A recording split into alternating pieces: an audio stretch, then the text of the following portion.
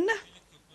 We're going to continue with our next busy session of the busy morning, and I'd like to invite the chairman and leader of the opposition, Mr. Member of Knesset, Isaac Herzog.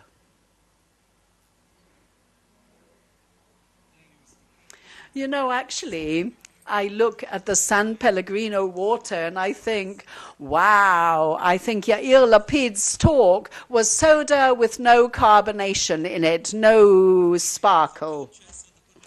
So wait for 19 minutes and 30 seconds and we'll see what beverage you're going to be. Okay, we haven't got a lot of time, so let's jump straight into it. I think that for many of those who are sitting in the audience, they are well acquainted with what I'm going to say, and if not, okay, they'll get to know it. Over the last year, or at least a year ago, you were involved in one of what I thought were the most interesting experiences of trying to bring about a breakthrough and to really start up Jordan and Egypt's involvement in new political process with the Palestinians. February 2016, in the secret summit in Aqaba, we talk about Assisi and King Abdallah, Netanyahu, and we're talking about representatives of the United States administration as well, and John Kerry. And John Werter in Haaretz said it was a secret meeting in Cairo with the President Assisi in 2016 as well, and all that was integrated with a political step as well, an internal Israeli one, in order to create a unity government. I think one of the things that interests me the most, and I haven't heard you go into the nitty-gritty of all that, but at least my aspiration is that it might happen in the next few minutes, is how did it work? Suddenly in March 2016, you got a call from the Bureau of the Prime Minister, and he said, come on, let's go. Are you busy? Let's come to Cairo. Go with Bibi. Well, how did it happen? Well, I think it's important to say exactly what was at the basis and the foundation of this step. No, okay, listen, Barak, I promise you I will answer you, and I will answer with specifics. First of all, it was the peace initiative, the most dramatic historical one since the failure of 2014. Secondly, it was born as a contra-action because of what was happening with the superpowers and Iran, because of the agreement. In other words, JPCOA. That we had lots of criticism with that Iranian and, against Amos Gilad as well about the JCPA and other things. But those countries that we're now talking about and have been deliberated endlessly here at the conference, they understood that wherever they look, they have no partner, no one to trust, not even God in the heavens.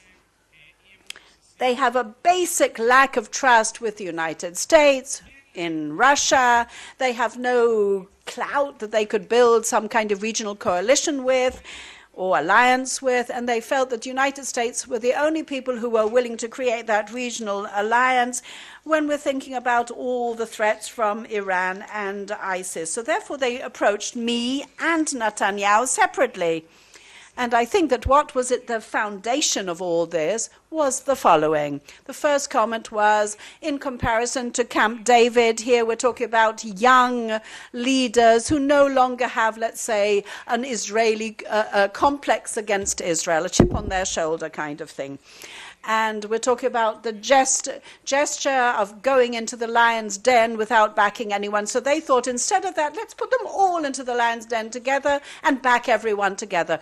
And they also said, very specifically, we are proposing a deal to you. It is now 70 years nearly since the inception of the State of Israel. We are proposing to you, instead of that destruction that we've been offering you for so many years and eradicating you, we're suggesting that you be part of a comprehensive regional peace deal, but the sine qua non for that is that you start negotiations with the Palestinians and sign some kind of settlement with them.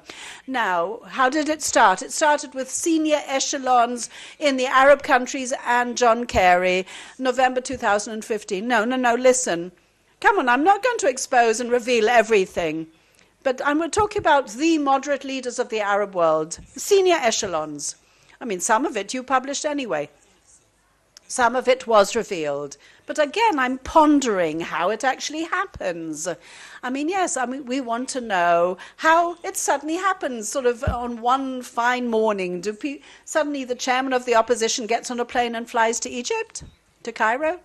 Well, it started in November 2015 in Washington, when Netanyahu was in the White House visiting Obama the first time after the JPCOA, and I also was visiting in the afternoon. That's one side. And the other side was that there were direct approaches at first through brokers and then directly from various Arab leaders. So who invited you to the meeting in Cairo? That emanated from a mutual step, directly coming in from the leaders in Egypt, and it was through Bibi as well. So Sisi is one of the most important leaders in this region. He is courageous. He's a stabilizer, a striving for peace, a revolutionary personage in the Arab world, General Sisi, and we need to reinforce him, strengthen him. He stood on his hind legs against his whole people, and he said, let's pave the way to peace. So, I mean, compliments are jolly good. I'm not, so you don't need to denigrate them and poo-poo them. I'm not. Said the journalist.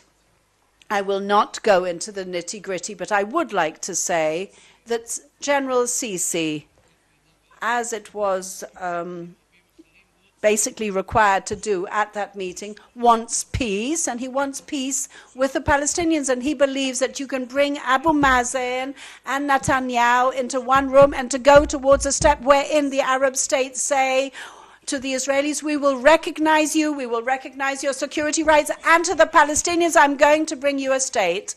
We will bring you a state. So what does Sisi want? You and Netanyahu, when you come from both different sort of edges of the political map, did you say the same things or different things? Well, the message was this is a great opportunity, and I said I was willing to go towards a very courageous political step and process, even against my own camp, and if we're willing to make various concessions and other things ourselves. And I did go so with Netanyahu in the middle of May 2016, with Bibi, until he brought the political side into it. No, but the meeting was in April. And the meeting was in April. It was a dramatic meeting. Something like that doesn't happen every day. So, only a little bit is known about it. Okay, so we'll talk about the other chapters of it. But how come just a month after that, Netanyahu suddenly pushes you to the corner, humiliated, and ashamed, and says, you know what, everything I said to you, to the Egyptians, he says, everything I said to you with Herzog, just forget it. I think that really did impact our ties between Netanyahu and other leaders, including Sisi and other leaders. If you just remember the day that Avigdor Lieberman joined the actual government and they ratified various principles from the peace initiative that the Arabs proposed, just remember it didn't even reach the government of Israel as usual, and it was just one of Netanyahu's attempts to calm Lieberman down. But ultimately, our system is very dynamic, and the Arab world wants peace. They are demanding peace. And I'm not sure, but this was an opportunity. I'm not sure if it'll ever be reiterated. But I am saying here and now that Netanyahu is not capable, and that's based on my experience, is not capable of reaching peace with the Palestinians. He's able to dribble the ball and do all sorts of things. And again, with Jared Kushner yesterday, I believe he just whitewashed him. So at some point, the White House is going to get fed up, or they will determine who really is to blame in this whole process. But what made you think at the beginning that Netanyahu might do something, and you went with him to Cairo, and of course it all blew up in your face in sort of then. And so why on earth repeat that a few months later and then to go to Cairo and to have a unity government? I mean, you love your thesis, but unfortunately you need to let me answer you. I think that on the day of memorial, he lectured about how we're going to prevent additional wars. But the fact, I think that I am still the chairman of the opposition. I acted according to the founding principles of my party. And if I could have prevented even the bloodshed of one soldier, I would have done it, and therefore I was willing to do it in any possible way. And I said one thing, that I accepted that invitation, and I was in 10 Downing Street, and I was in the Elysee, and in the White House, and Steinmeier, and with all the greatest people of the world. And everyone said to me, go for it, Bougie, the whole world is waiting for it. And the Arab leaders said the same. You are the proof that he can be serious in earnest. You are the proof that he can be. Make it. And what did he do? He turned his back on a historical opportunity, Bibi, and he continued dribbling that ball, and we're going to find ourselves with no score. You actually standing on your hind leg against the people of Israel and say that. You waited for a few months and then you went into another repetitive step. No, what happened in September also came as an invitation from the Americans, and you know that full well. John Kerry came and said to me, listen, we believe that we've got 3 months to do it. Let's take a step for 1,000 reasons. And I said, listen, I don't believe it anymore, but I'm willing to explore if you bring me a document. And he brought me a document. And it was a document from Netanyahu a minute before he went to the United Nations. And it said on it, had he recognized it and put it on the table, then his government would have been totally toppled, and government, or the Likud, would have been toppled and fall apart. Because what Ravid said, the settlers would not allow it. Likud will fall apart, and that's the tragic reality. So you can bemoan the situation all day. I wanted to exhaust the potential of a historic moment because of my position, and I felt the entire historical burden of us is on our shoulders. And our biggest problem is that we're not separating, not creating that separation from the Palestinians. I stood here at the previous Herzliya conference.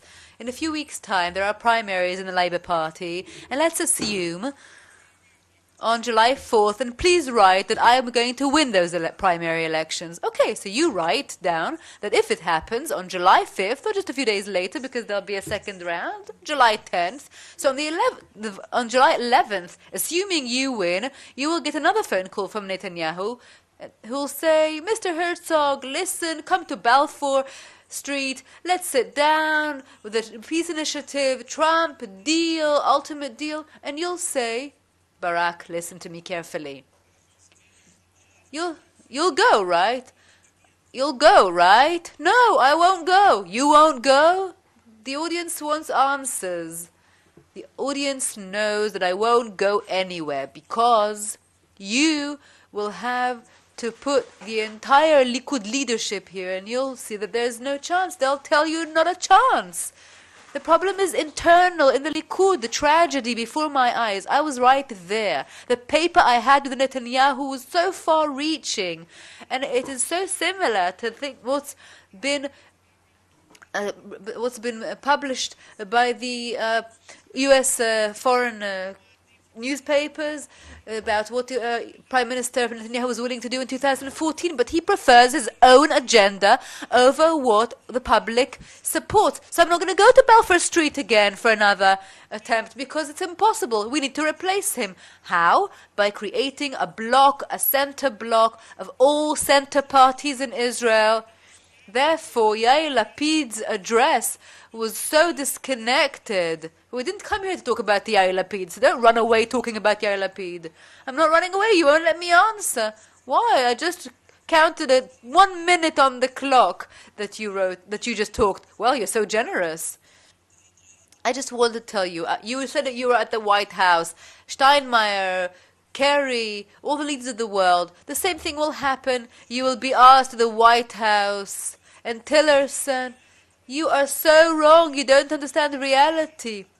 You are so wrong understanding reality. The door will open and Trump will come in and Ivanka will come. And everyone will tell you, Bougie, help us do it. You're wrong, and I'll explain the problem to you. Netanyahu is incapable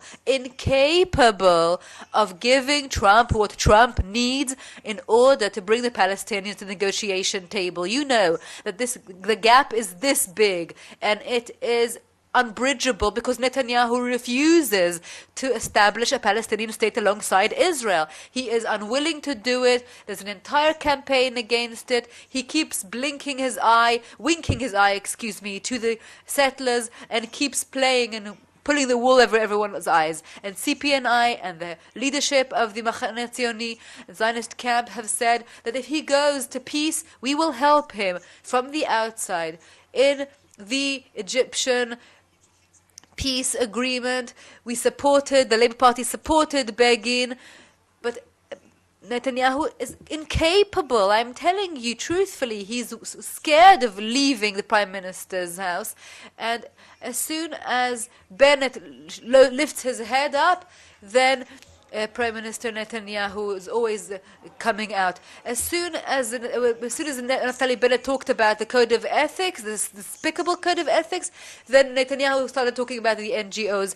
Benjamin Netanyahu is going to fascism. Well, with your experience with Prime Minister Netanyahu, is he incapable or unwilling? Because you're describing a situation where he wants to, but he can't. I think that there is a difference in a person between what happens in their mind and what happens in their heart.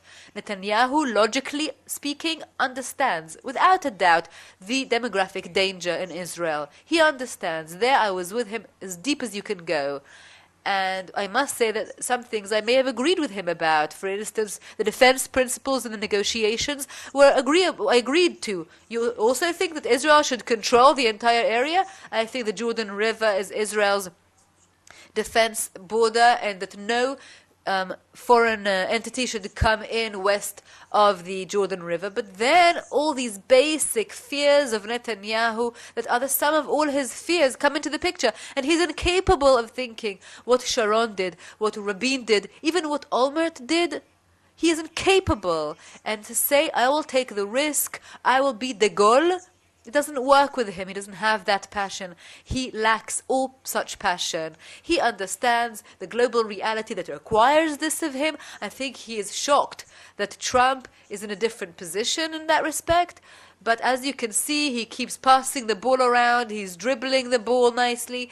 And I don't think that they will want to go into conflict with him. Maybe they'll simply despair and then give him the responsibility, blame him for the failure of the negotiations. I don't want that to happen. I want what is good for Israel. I want Israel to come out victorious. I want there to be peace. But if that is your estimate about Trump and Netanyahu, why didn't you go? I mean, you met with Jared Kushner.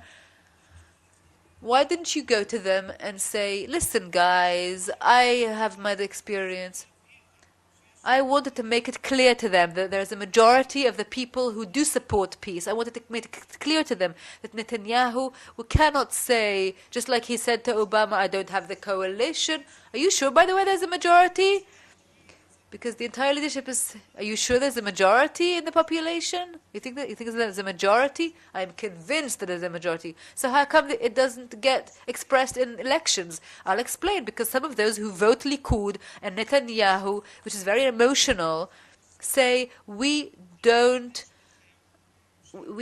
trust your camp, that you will go all the way to bring us the biggest deal. And Netanyahu, using fear and all sorts of account settling and sales pitching, saying, I'll take care of you, has managed among these basic groups to tell them, I'll bring you defense and peace, which is a lie, because in his videos before the election, some of which were published the other day, he said Bougie and Tzipi will bring ISIS to Jerusalem. And unfortunately, I was in the shiva of the family of Hadass Malka, who was murdered by ISIS during the term of office of Netanyahu as Prime Minister. I would like to end in preparation for the elections, primary elections, and what happens if you win. You said, if I win the elections, Yitzhak Herzog, then I'm not telling you I'm going to be a candidate for Prime Minister. I'm going to try and set up a bloc. Maybe I'm temporary, and then we'll find someone else who's a better candidate, maybe Gabi Ashkenazi or Ehud Barak or someone like that. Isn't that a bit of a problematic message conveying? I'll explain to you clearly. I am spearheading a dramatic move that is the one chance that the camp has. Either we will collapse and disintegrate, or we can build based on mine and Tzipi's camp forward. I truly believe that strong, important center parties can join us, which for the next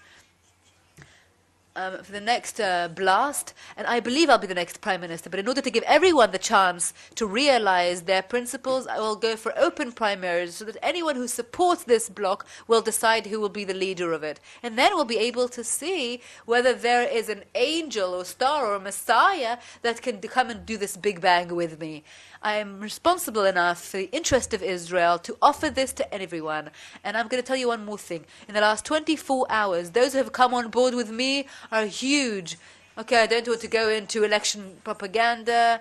I am telling you that I'm going to the second round and winning it. Okay, thank you very much, Mr. Yitzhak Herzog.